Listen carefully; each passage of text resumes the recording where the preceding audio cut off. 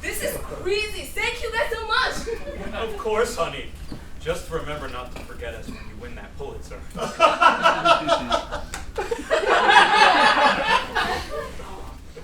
nice to have you here with us, Aunt Diane. My mom's best friend from the 70s. It's like having her with us right now. Yeah. Did you hear that, kids? Me and your grandma used to be attached at the hip in the old days. Okay, what's next?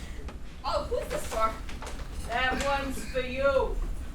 Oh, Diane, bring it. Sue me!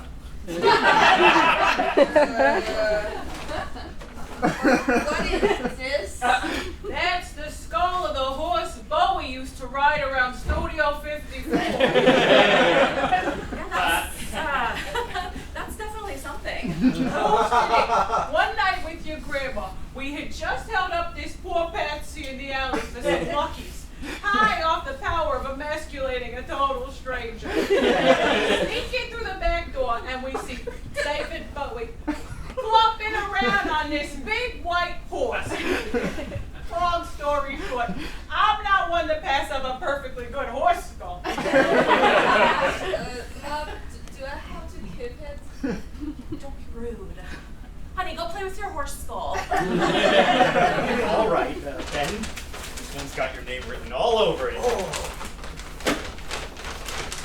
Whoa, what's Hans? Oh, how'd you know? God, when can we use it? I took off all next week. We leave for Wisconsin tomorrow. Freaking awesome! All right, boys. Open your gift from Aunt Diane.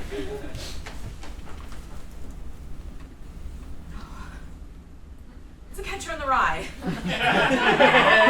Ugh, look. This one's a two-parter.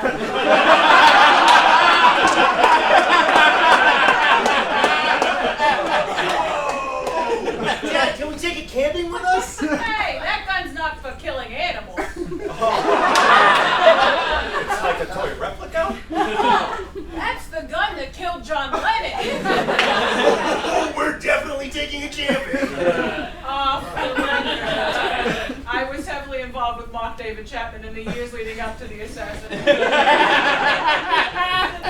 The whole thing was more or less entirely my idea. After the gun was entered into evidence, I paid this guy, what was his name? His name was Blood Hands. I paid Blood Hands to go into the police precinct and get me the gun. Diane, I'm sorry, but your stories and gifts are really inappropriate for my children. Always said so. All right, well, why don't you open your gift?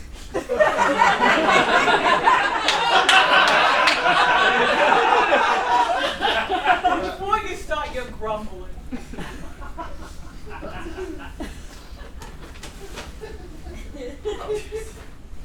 Oh my God, Diane, this is beautiful. It was your mother's. What?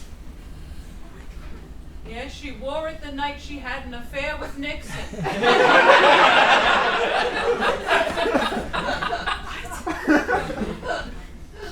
My mom had.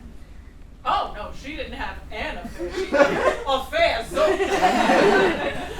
Kids, I don't know what they're teaching in school, but Nixon was a total pig. And your grandmother's taste in men used to be on the floor. I can see she passed that on to your mother. Diane,